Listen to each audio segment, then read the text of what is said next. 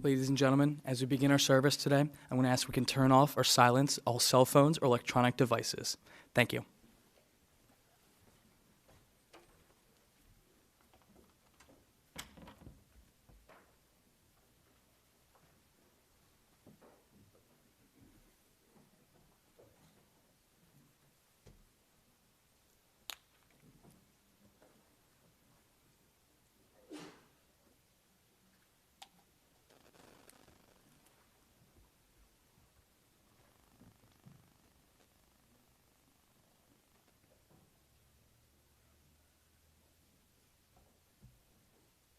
Welcome.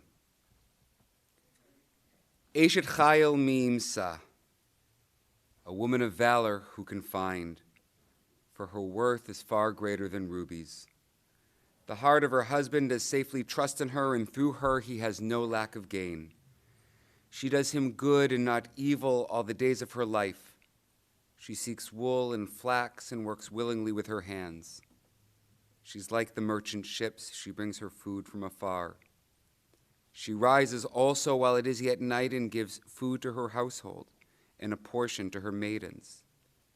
She considers a field and buys it, and with the fruit of her hands she plants a vineyard. She girds her loins with strength and makes strong her arms. She opens her mouth with wisdom, and the law of kindness is on her tongue. She looks well to the ways of her household and eats not the bread of idleness. Her children rise up and call her blessed. Her husband also, and he praises her. Many women have done valiantly, he says, but you exceed them all. I chose to begin our time together today reading an excerpt from Eshet Chayil, a woman of valor, which comes from chapter 31 of the book of Proverbs. It is a song that gets sung around the Shabbat table on Friday nights in celebration and acknowledgement of a strong Jewish woman. And today, as we are brought together in loving memory of Dorothy Garver, Devorah Bat Binyamin, we acknowledge just such a woman. Now, Dorothy was not a deeply practicing Jew, but she incorporated so much of Judaism into her life, caring deeply about the Jewish people and her Jewish identity. She was, as I was told, a magnet for Jews to move alongside her to the Evergreens in Morristown. I imagine some of you who moved there at her request and encouragement. When she moved to the Evergreens, she loved it, saying that she wished she had moved there sooner. And she developed a network of folks there, but also brought her network with her, creating a vibrant little community of Jewish residents where there was previously none. I learned that I had no idea, and I'd known her for a few years, was a figurehead of Jewish life at Evergreens in Morristown, even bringing a friend with her to lead services. So I came to know Dorothy through her companion, longtime CBT congregant Boyd Friedman. Dorothy began making appearances at synagogue here and there alongside Boyd, and she and I developed a rapport. We came to really enjoy one another. I was always happy to see her. She gave me a big warm smile, and I tried to give her one in return. She tried her hand for a bit at synagogue membership and even took my year-long Intro to Judaism course. And it was a pleasure to learn and explore Judaism alongside Dorothy and to be at that stage of her life a small part of her Jewish journey. Most vividly, though, at the end of the Intro to Judaism class, we do a celebration of the year of learning on a Shabbat morning, and she was so excited, it was really sweet, that she was bringing her daughters to synagogue, and she kept on talking for weeks in advance about how I would meet them and how special and important that was for her. And it became important to me too, all the more so for the trust to be the rabbi here today with and for all of you. I'm grateful for having known her, and I'm personally sad for this loss. For those of you whom I don't know, I'm Rabbi Nathan Weiner, the rabbi at Congregation Beth Tikva in Marlton. And on behalf of myself and my family and the extended congregational family network, we offer sincere condolences to all of you who grieve today. So a greeting of welcome to those who are here in our space at the chapel today, and also to those whom I know there are family members and friends who are joining us virtually through the little camera back there. We greet you and welcome you as well. Your presence is fully felt here with us in the chapel. Dorothy is survived by her 3 loving daughters and their families, and predeceased by her husband of blessed memory. Her daughters, Beth, Lynn and Lynn's husband Skip, Tracy and her husband Larry, and grandchildren, Brandon, Vincent, Nick, Quincy, Lindsay, Eric, Lauren, Scott, and Zach. I hope I got all the names correct. All right, good.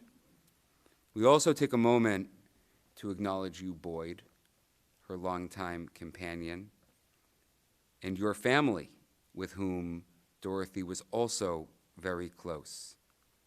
It's my hope and prayer that for your family, Boyd, for your family as one community of mourners, that your love and care for one another, God willing, carry you through this difficult transition, and the bonds that tie your families together remain.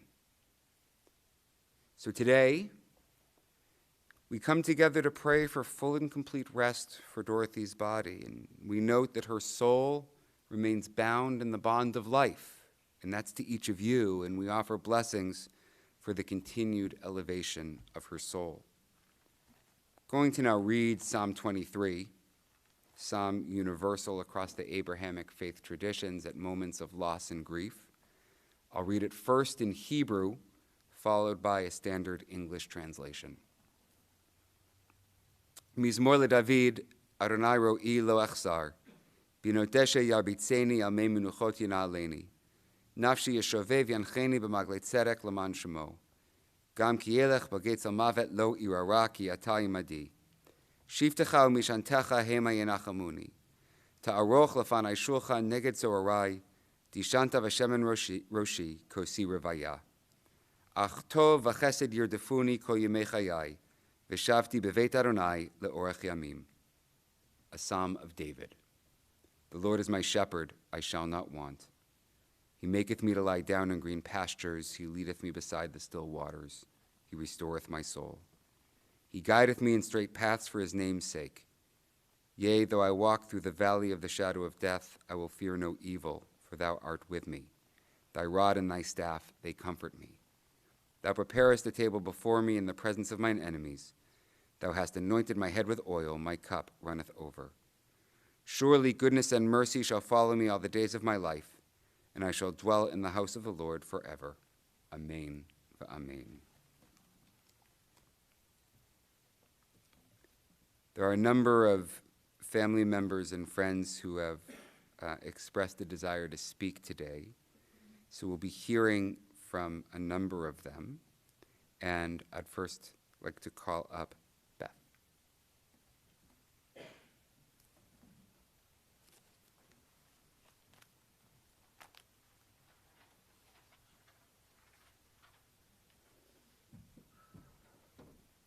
Breathe, right? And I'm here for you. Okay. I think I'm this tall. I assume you can hear me. Yes? Cool. All right, wait a minute, because I can't read. First of all, I want to say thank you all for being here. This is exactly what my mom loves, a huge group of people, and especially when they're all here honoring and celebrating her. So thank you all for being here. Oh, okay. On behalf of my brothers, I'm sorry, I said that wrong. On behalf of my sisters and my brothers, as my mom would say, thank you all for being here both in person and virtually. If you know me, you know that I can talk, and sometimes even repeat myself. So Tracy and I and Lynn were in my mom's apartment yesterday, and we came across something that my mom had actually written about herself and her life. And so I've decided to spare you all with my own speech and read you exactly what she wrote about herself. I have spent time thinking about my life and realizing how thankful I am for so many things. First of all, I am thankful that I met my husband when I was only 19 years old. He rescued me from a very unhappy childhood, and he married me and allowed me to become the woman I am today. After that, I was fortunate enough to have 3 wonderful daughters who never gave me any trouble as they grew up. I'm not so sure that's true about Lynn, but for some reason, that's what my mom wrote, so I'm going to say it.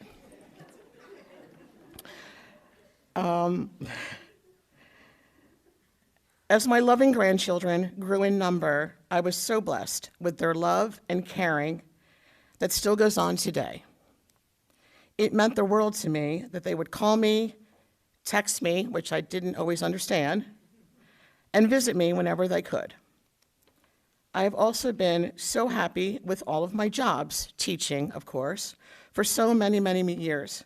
It was always a pleasure to get up and can't wait to get to work. Not sure many of us feel that way, but that's the way she felt about teaching in her career. Several years ago, I moved to the Evergreen, and this facility cares for me in so many ways, including food, healthcare, and so many new friendships that I love. I can only conclude at this point that I have had a wonderful life.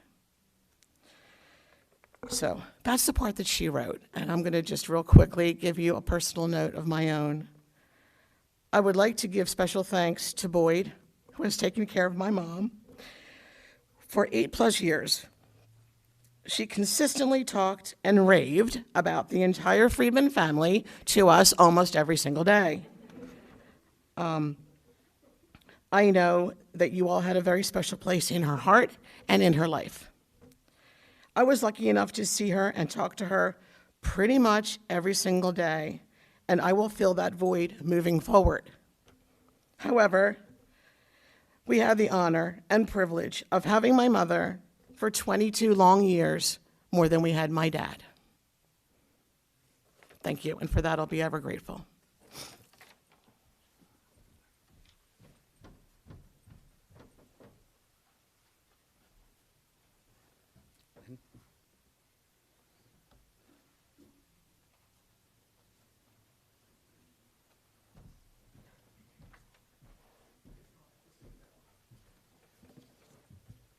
I'm a little taller. So today I decided to have an out-of-body experience. So if I seem like I'm not mourning, I'm faking, and I'm trying to do a good job. By the way, I'm Lynn. I'm in the middle, BLT. The least important part of the sandwich. So many people think we only have one life to live. So each day we wake up and we think, what will I do today? There are so many choices, right? No choice is better or worse than another, because we all make our own choices every day. I would like to share with you some of my mom's choices in her life. My mom didn't choose to stay at a 5-star hotel. Instead, she'd pack up our station wagon and off we'd go to our shabby cottage in the Poconos. My mom didn't choose to wear designer clothes, basically because they didn't sell them at her go-to store, Boscov's. My mom never chose to eat at the highly recommended Steven Star restaurants in Philadelphia, but you could often find her at the White House Diner down the street in Linola. You wouldn't run into my mom at Barnes & Noble's, browsing through books and maybe sipping a cappuccino, but you would always find her checking out books at the Moorestown Public Library in a gigantic stack. My mom chose not to ski or golf or play tennis or swim or attend cocktail parties or sail a boat. She preferred to spend her leisure time playing bridge and mahjong, going bowling, square dancing, teaching her grandchildren how to play Candyland and Sorry without cheating. You may not have seen my mom's education degrees or teaching awards that she earned, but she loved talking about how she taught second grade in Willingboro and then supervised college students during their student teaching. My mom didn't attend sports events, but she was always glued to the TV in her house or her apartment watching the Phillies while she was crocheting hats for refugees or making plastic sit-upons for the little kids in the Philadelphia school system. Clipping new recipes from culinary magazines wasn't part of my mom's life, but she loved making matzo ball soup and noodlekugel and share it with her friends. My mom chose not to drink alcohol. Truth. But recently she started using CBD oil for her pain, which is made, in case you didn't know, from the marijuana plant. But it does not alter one's state of mind. But she chose to tell people recently, I use marijuana, you know. She thought it sounded cool now that it's legal. After her retirement from teaching, my mom chose not to travel around the world. Instead, she chose to spend time with her friends, her children, and her grandchildren, laughing, playing, listening, and loving. And those were some of my mom's choices.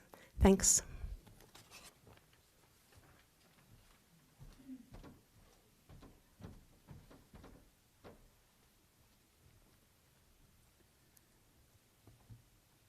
No offense, Beth, but this rabbi feels that the B is the least important in the BLT. No offense, no offense. And Tracy and Larry.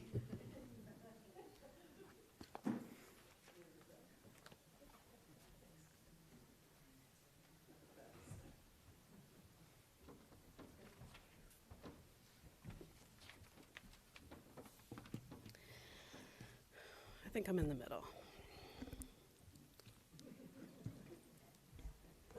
Mine isn't very funny, but it's true to my heart, so here goes. The evolution of life. Baby, child, adult, wife, parent, and grandparent. Today we honor Mom's long life within each of these stages. She fulfilled each of these roles with so many celebrations, although she endured way more challenges just in her last year of life. My mom was an only child, and her father passed away suddenly when she was a young teenager. Her family was extremely small. She did not have a father figure, only a very involved mother, and it was not a healthy relationship. Mom didn't share too many memories of her upbringing to most people. She was very private about that.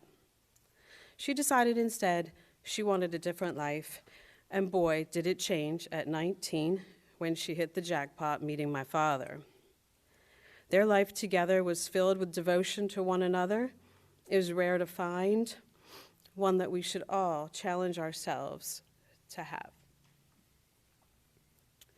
As I see, and I've heard from many of you, the stories and the moments that you got to witness, that strong adoration my parents had for one another.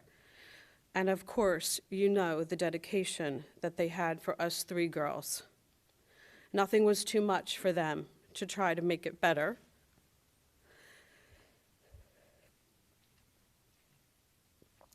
But as life would have it, the sudden death of my 67-year-old father brought my mom to a different stage of life, a widow.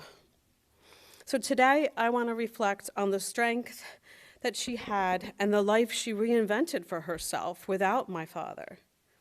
My adoration for my mom unfolded in ways that I didn't think I would see after her losing her rock.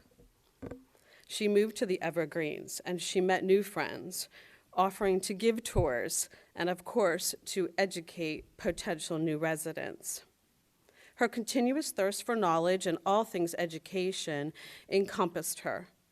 Listening and helping others patiently was not only for family members, but her whole community, including friends of mine and my sisters, to her neighbors on Paul Drive, her Hope group, and sharing her life with Boyd, who we are forever grateful up until even the last day. She showed us how to get back up after a loss and continue to love and learn around you. Teaching mahjong and knitting hats for the homeless were her staple activities. Of course, watching the Phillies was a favorite pastime, and she enjoyed keeping Boyd company, cheering on the Eagles and Penn State. As a grandmother, she took on that role endlessly. She would do anything for her grandchildren. I'm in awe that she picked herself up through love, sickness, and health to have a life surrounded by those she loved and who loved her. And while she is not physically here with us, to the sandwich that made BLT, my love is endless and forever with me, Mom. May you rest in peace and be together with Dad.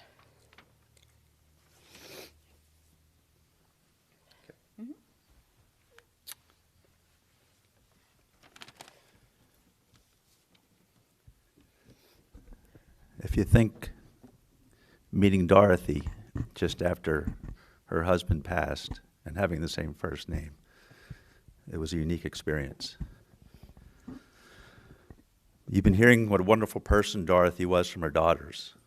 I just want to give a son-in-law's perspective with a quick little anecdote.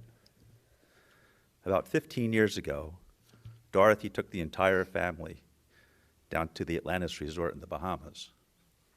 And each day, the family would bathe in the sun, sit by the pool, go to the beach, drink our cocktails, and then have dinner as a family. And Tracy said the one thing to do was make sure you spend some time with my mom. So while we were away, the Phillies were playing on the West Coast. I believe it was against San Francisco. And I finally remember meeting Dorothy each night in the casino sports book to watch the Phillies game and spend 3 hours with her. And it struck me that it wasn't just because she liked the Phillies, but that was our way of connecting. And I think that was Dorothy's gift. She was able to find something to connect with those around her, whether family, friend, student, and bond with that person through that connection. For me, it was cool to watch one of your favorite teams play with your mother-in-law. And she actually knew the game. So Dorothy, rest in peace, and enjoy the Phillies with Harry Callis and Richie Ashburn. Thank you.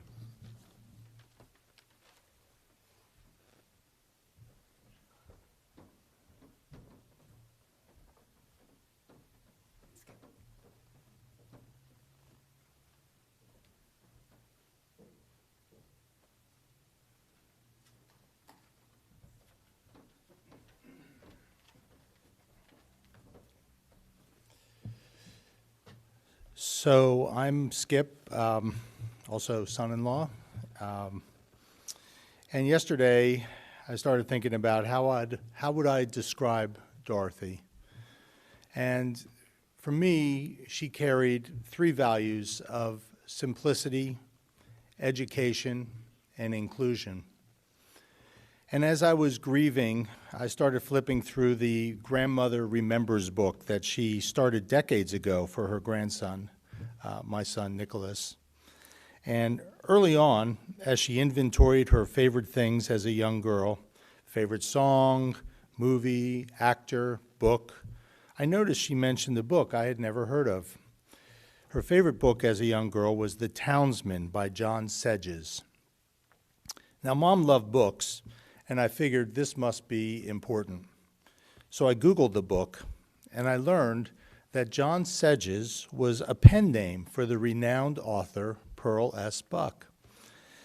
And Pearl Buck was the name of my elementary school, so there was a connection, and it kind of piqued my interest further. I quickly learned that my three impressions of Mom were quite present in this book. Simplicity. The Townsman describes the story of a man who left his home to settle in a new place in America, a small town in Kansas. And the book reviews told me that there aren't any heroics or great, sweeping, courageous actions, but rather people of character and persistence seeking to create a community that is vibrant and loving. And education. Just like the book's protagonist, Mom was a teacher. She pushed for us to have a family book club, and we read Khalil Gibran's The Prophet, and later we moved on to favorite poems. She always encouraged and supported the education of everyone in our family, and always encouraged us to be constantly learning. Inclusion. The book reviews that also told me that her favorite book deals with racism. I'm not sure how, but I know that our mother had an open heart for all people. Mom and I were both only children, and I can tell you that for me, the idea of being included was always something of a sensitive point.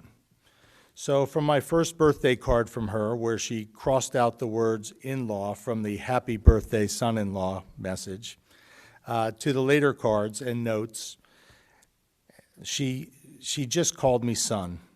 Mom always made sure I was fully included in the family circle, and she did this with everyone, family and friends alike. So I just want to say thank you, Mom. Safe travels. We love you.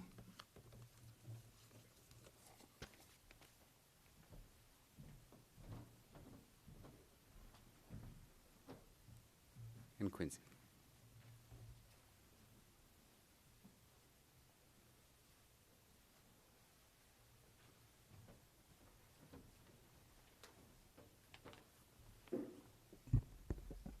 Hi, everyone. I'm Quincy. I'm one of the grandkids. Thank you all for coming. I wrote a letter for my grandma that I wanted to share with you all, so I hope that she can hear this and is listening. Dear Grandma, I can't believe you're gone. It feels like just yesterday I was walking through your apartment door to a big smile and a hug. I'll carry that warm hug feeling with me forever. I can feel your presence all around me, strong and brave, loving and kind, like you always were, not only to your family, but to all who you met. Thank you for teaching me the value of staying connected to family and friends. I loved visiting you and seeing your absolutely packed calendar with the names of everyone you loved squeezed into the little boxes. Thank you for always cheering me on, no matter how near or far away I was. You never made me feel badly for moving away and practicing more independence. Thank you for encouraging me and all of your grandkids to strive to be the best and happiest versions of ourselves, and for loving us exactly how we ended up, no matter what paths we chose. Thank you for accepting and embracing our quirks and individuality. Thank you for being an incredible role model. Our family is so lucky to have had a woman like you guiding us through life.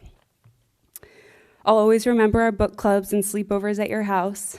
In elementary school, we had a Flat Stanley assignment where we could send this paper doll anywhere we wanted in the mail, but I chose to take Flat Stanley to visit New Jersey, to visit you. Of course, we took Flat Stanley to the Morristown Library, to the Peter Pan Bakery, and the Please Touch Museum. I'll treasure these moments forever. When I'd visit you and we'd bake brownies and you'd always let me lick the bowl clean. work on your big puzzles, go to the mall and the movies, and always cross things off of our list once we did them. Eating midnight snacks of devil dogs, you singing to me at night and letting me crawl into your bed if I got scared. I miss you so much, but I know I will always have these precious memories. Thank you for filling my childhood and my adulthood with love, support, happiness, wisdom, and encouragement. I hope to see you again for more hugs and games of mahjong. Until then, you'll live on in the hearts and minds of so many people who love you. Love, Quincy.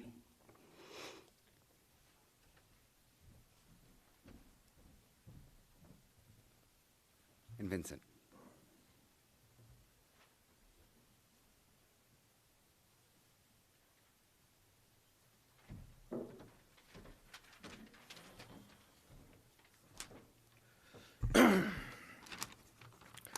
All right. Dear Grandma, I'm going to miss you very much.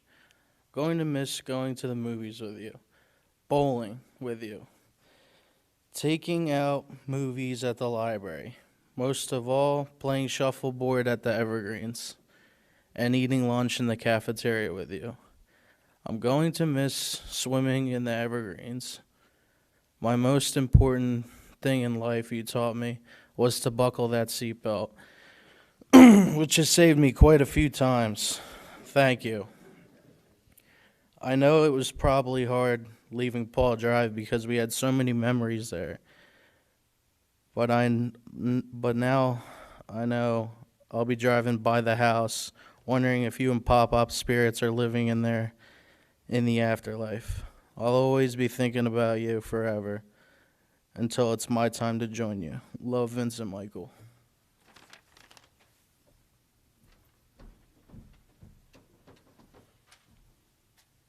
Lindsay.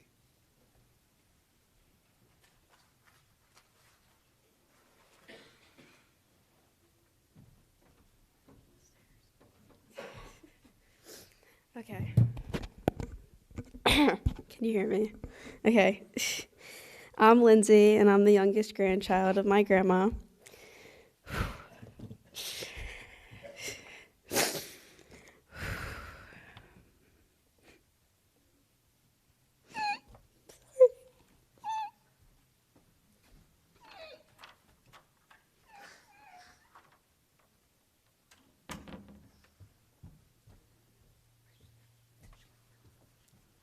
I'm going to read it for her.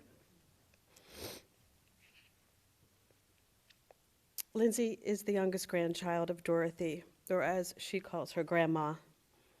I would just like to reflect on an amazing grandmother's life. My grandma was the strongest, wisest, most independent woman I know. Every time I saw her, she lit a smile on my face. My thing with my grandma was eating bagels every time I saw her, playing mahjong and having fun sleepovers. Through all of that, there was never a dull moment with her. She would always push me to be my best self, whether in school, the soccer field, or just in life itself. I know that I will continue to make her proud with her cheering me on up above. This was just a brief glimpse of my grandma who has made such a big impact on my life. I love you, Grandma, and I will forever hold you close to my heart.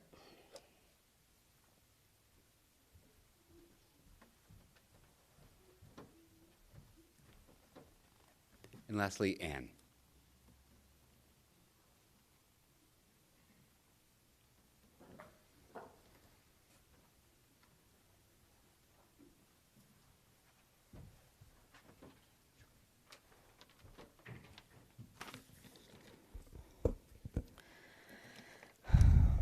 What a family. I love you all. My name is Ann Clark. Mrs. Garver, yes, that's what I call her, is my best friend's mother, whom I met when I was 11 years old, about 51 years ago. Lynn Garver and I became fast friends when the Garver family moved to Morristown. And part of having a best friend is spending a lot of time at one another's homes. and we did. I always felt welcome at the Garver home by both Mr. and Mrs. Garver. They were exceptionally kind people. At the time, Mrs. Garver was working full-time as a teacher while raising her 3 girls, Beth, Lynn, and Tracy. Shopping, chauffeuring us in what we called the Triple D station wagon, keeping house, and spending time with her husband. She cooked a full dinner every night after grading the stack of papers she brought home from school to grade for her students. As busy as she was in life, I don't recall Mrs. Garver ever yelling or losing it. She was a very patient woman. I remember a time when she and Mr. Garver went on a retreat called Marriage Encounter. At the time, I thought, wow, that's interesting. When they came back from the retreat, they were on a high. They spoke about it with such enthusiasm. They were so happy, and I could tell, even in my young mind, what they just experienced was something special. I admired these people so much and thought, maybe I should do that one day. Well, many years later, when my husband and I were preparing for our marriage, we had an opportunity to attend a retreat called Engaged Encounter. And then I remembered the Garvers' experience at their retreat. We decided to go and came back from that retreat feeling much like Mr. and Mrs. Garver may have felt. It was a really great experience for us and as a couple, and yet I would never have considered attending such a retreat had I not seen the enthusiasm from Mr. and Mrs. Garver. Mrs. Garver was a teacher in the true sense of the word, not just with her students at Martin Luther King Elementary, but in many aspects in her life.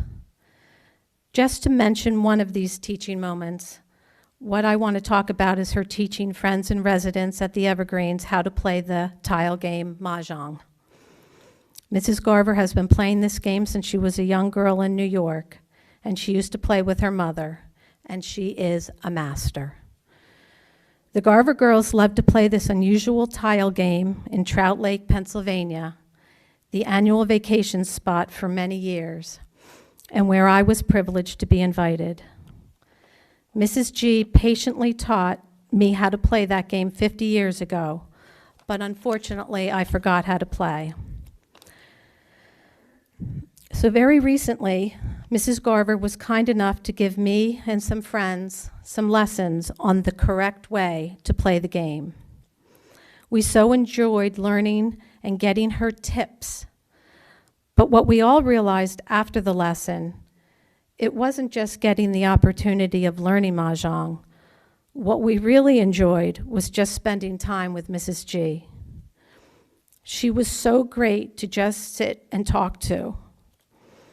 We were so looking forward to our next Mahjong class, and we were planning on inviting a few more friends to her table at the Evergreens to experience the fun time we just had. With great sadness, we'll never have that opportunity. Mrs. Garver was just about my mom's best friend. When my father passed, Mrs. Garver made it a point to call my mother and visit her routinely. She understood how it felt to lose the one who has been by your side for all those years, and my mother treasured those visits. Mrs. Garver was there by my mother's side until the very end of her life. She wasn't afraid to say goodbye to my mother in her final days, and my family will never forget the friendship and kindness she showed to our mother as she departed this world. My heart is hurting to say goodbye to my second mother today. But how lucky I am to have had someone so special in my life that makes saying goodbye so hard.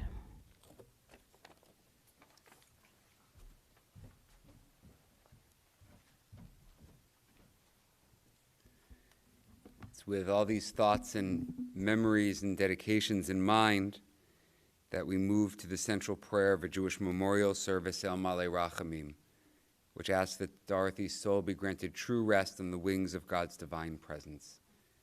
I'll read it first in the English, followed by the chanting in the Hebrew. If If you're physically able, please rise.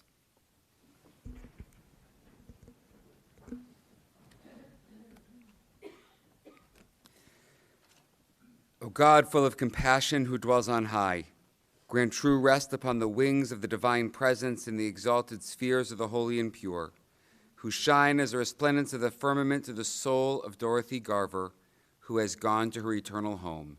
For charity has been donated in remembrance of her soul. May her place of rest be in the Garden of Eden. Therefore, may the All-Merciful One shelter her with the cover of God's wings forever and bind her soul in the bond of life. The Lord is her heritage. May she rest in her resting place in peace, and let us say, Amen. El male rachamim, shochen bamromim, hamitzeh menucha nechona, al kanfei hashchina, b'malot kedoshim utehorim, kezohar harakia mazhirim, et nishmat Devora bat Binyamin, shelcha leolama, ba'avor shenadvu tzadaka, ba'ad hazkarat nishmata, began eden tehemenuchata, lachen bal harachamim yasti reha besetar kenafav leolamim, vitzror hachayim et nishmata, Adonai hu nachalata, v'tanuach, Al mishkava b'shalom, v'nomar, Amen. Please remain standing. El Malei Rachamim concludes the section of our time together where we perform the mitzvah of kavod hamet, of honoring the deceased, and we now shift our kavanah, shift our intention from Dorothy's memory to nichum avelim, of comforting the mourners, forming a community of consolation around them, a minyan, a quorum that enables them to recite in her honor and memory for the first time the mourner's Kaddish. Did they give you the little books? I'm not seeing them. Let me run and grab them for Kaddish. Hold on tight.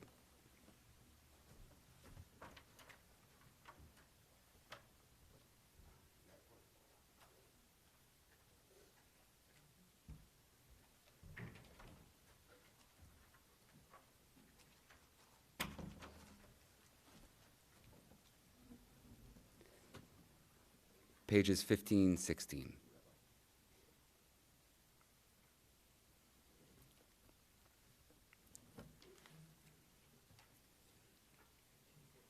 Fourteen, 15. Yep.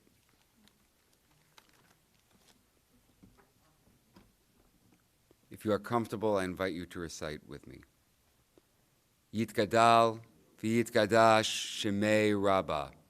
Bi'alma divra kirute v'amlich malchute, b'chayechon u'v'yomechon, u'v'chaye dechol beit Yisrael, ba'agala v'zman kari v'imru, Amen. Yehi shmei Rabbah mevorach le'olam olamei omaya. Yitbarach v'yishtabach v'yitpa'ar v'yitramam v'yitnaseh. V'yitadar, v'yitaleh, v'yithalal, shemei dekudesha barichu. Le'ela min kol berchata v'shirata, tushbechata v'nechemata, da'amiran bi'alma v'imru, Amen. Yehi shlama rabba min shemaya, v'chayim aleinu v'al kol Yisrael v'imru, Amen. Oseh shalom b'mromav, hu ya'aseh shalom, Aleinu v'al kol Yisrael v'imru, Amen. May the one who ordains peace in the heavens inspire us to be God's partners and agents for peace on earth, for us, for all Israel and all inhabitants of the earth. And we say, Amen. Please be seated. Our formal time together here is drawing to a close. A couple of brief announcements. The family asks that donations in lieu of flowers please be made to the Moorestown Public Library, which you heard she was immensely fond of. Visits of consolation are at the home of Tracy and Larry immediately following up until 5:30 p.m. at 10 Acorn Hill Drive in Voorhees, 10 Acorn Hill Drive. We conclude our time here with the traditional words of consolation for you, the mourners. We say, Hamakom yinachem etchem betoch shar ve'letzion v'Yerushalayim. You're not alone. May you be comforted together among all the other mourners of Zion and Jerusalem. And may Devorah Bat Binyamin, may Dorothy Garver's memory be an everlasting blessing.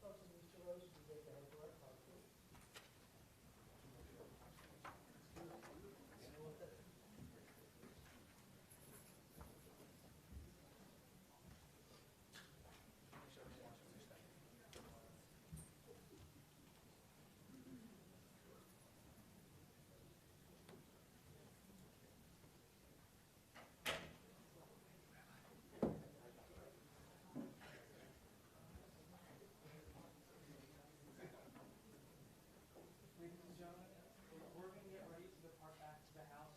It's my recommendation that everyone uses the restrooms, and we're just going to get a bag together.